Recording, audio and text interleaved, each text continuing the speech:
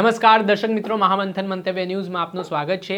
આજથી થોડાક દિવસ પહેલા બનાસકાંઠાના ડીસા તાલુકાના ભોયણ રોડ પર એક ભુવા પર હુમલાનો બનાવ સામે આવ્યો હતો, જેના કારણે કાયદો અને વ્યવસ્થાની સ્થિતિ સામે સવાલ ઉઠ્યા હતા। આ ઘટનામાં 5 થી 6 જેટલા શખ્સો છે તે કારમાં આવે છે અને ભુવાની કાર ત્યાં હોય છે, ત્યારે આ આરોપીઓ છે તે ધોકા પાઇપો વડે કૂવાની કાર પર તૂટી પડે છે, તેમના પર હુમલો કરવામાં આવે છે અને તેમને ઈજા પણ પહોંચાડવામાં આવે છે।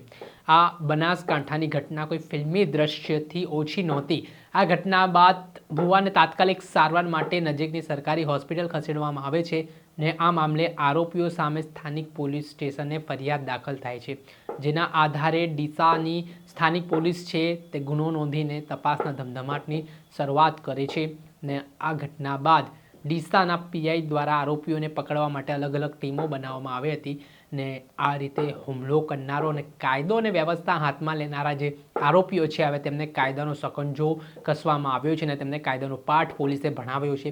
જે ઘટના સ્થળ ઉપર ભુવા પર હુમલો કરવામાં આવ્યો તો ત્યાં પોલીસ આરોપીઓને લઈ ગઈને ત્યારબાદ તેમનો વરઘોડો પણ કાઢવામાં આવ્યો ને આ સમગ્ર ઘટનામાં તેમનું પંચનામું કરવામાં આવ્યું, ઘટનાનું રિકન્સ્ટ્રક્શન કરવામાં આવ્યું। આ મામલે પહેલાં તો દ્રશ્ય સામે આવ્યા છે, આપ આ દ્રશ્ય જુઓ। कौन को बैठा था गाड़ी में? कई गाड़ी में कौन को बैठा था? ये तो पीछे I-20 चलाई थी અને પેલો પેલે જે ચલાવતો હતો વરા पे चलावतो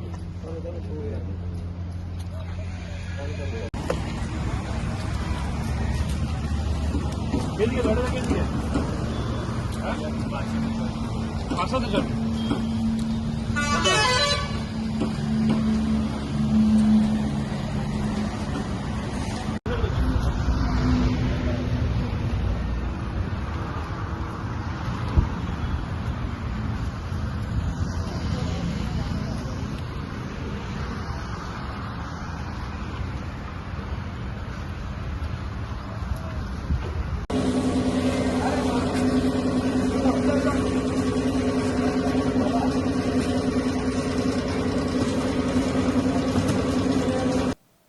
આપણે આ સીધા દ્રશ્યો જોયા જેમાં આરોપીઓ છે તેમને પોલીસ આગવી ઢબે પૂછપરછ કરી રહી છે।